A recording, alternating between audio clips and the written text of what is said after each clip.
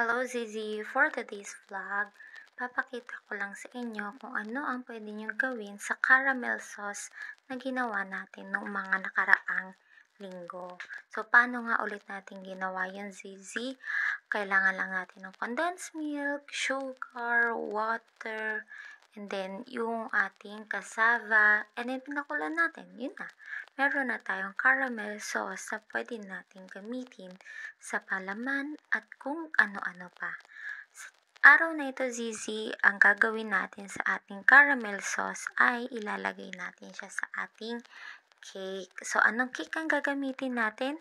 Choco Moist cake ang gagamitin natin, Zizi. So, katulad lang nito, naglagay lang ako ng Choco Moist cake at ibubuhos ko lang dito sa ating cake ang ating caramel sauce na ginawa.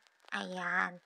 So, ibubuhos nyo lang yan, Zizi, at dapat lahat malagyan, Zizi. Ayan. Kung ayaw nyo na masyadong matamis, Zizi, pwede nyo namang kontian ang ating caramel sauce. Pero ako, dahil gusto ko nung masarap talaga at malasang-lasa yung caramel at bagay na bagay siya sa Choco Moist, inubos ko na siya, Zizi. Ayan. So, pwede nyo muna siyang i-fridge kung gusto nyo medyo mag-set yung caramel sauce natin, pero pwede naman ding hindi na. So, dito, Zizi, kakainin na natin, titikman na natin yung ating ginawang caramel choco moist cake. Ayan. So, napaka-simple lang nito gawin, Zizi, at napaka-sarap. Ayan. Ganito lang, Zizi.